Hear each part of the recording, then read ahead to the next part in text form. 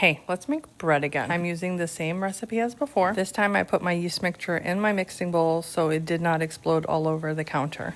Added my flour 1 cup at a time, kept mixing with my dough hook, and once it was like a little ball in the middle, I turned it out onto my mat, floured it first, and punched it down. Look how satisfying that punch is.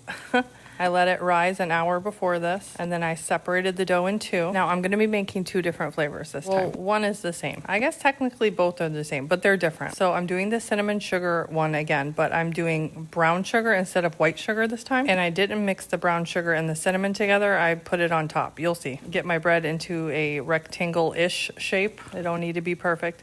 And then this is just a little bit of brown sugar and a tiny bit of butter, like 2 tablespoons maybe, and I'm just kind of spreading it around evenly-ish. I mean, look at me, I'm not doing a professional job at all. And then I'm just gonna straight sprinkle the cinnamon on there heavy-handedly, and then fold it in thirds. Doing the same thing again. I'm gonna put some more cinnamon sugar on there and cinnamon on top. Brown sugar, not cinnamon sugar, but you know what I mean. And then fold it over, do the same on the outside part. And then I'm gonna like roll it into a ball kind of. I wish I had a Dutch oven. I don't, so I had to bake it in a bread loaf pan again. And it does ooze out at the end. It's ooey gooey and so good. You just wanna like pinch the sides. Like see, I kind of did like a rolling motion to make it like a ball. And then I had to put it in my bread pan. I wish I would have had a Dutch oven like I said, but this is what I have, so it's fine.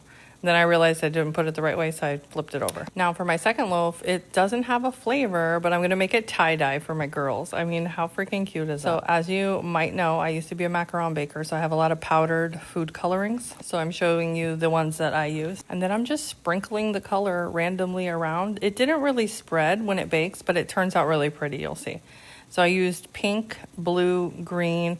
I did put a little white on there, but that didn't show up at all, so don't do that. Unless you want to mix it ahead of time to make your dough actually white. You can see it here, but like it did nothing. And then I'm just going to do the same thing. I got it sprinkled around. I'm going to fold it in thirds, put some more food coloring on the top, and then fold it again. You know, same thing that I did with the last loaf, except for I'm using food coloring this time.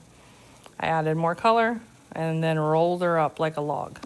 And then I shaped it like, again, like a little ball. You can see some of the food coloring starting to like peek through and marble around in there.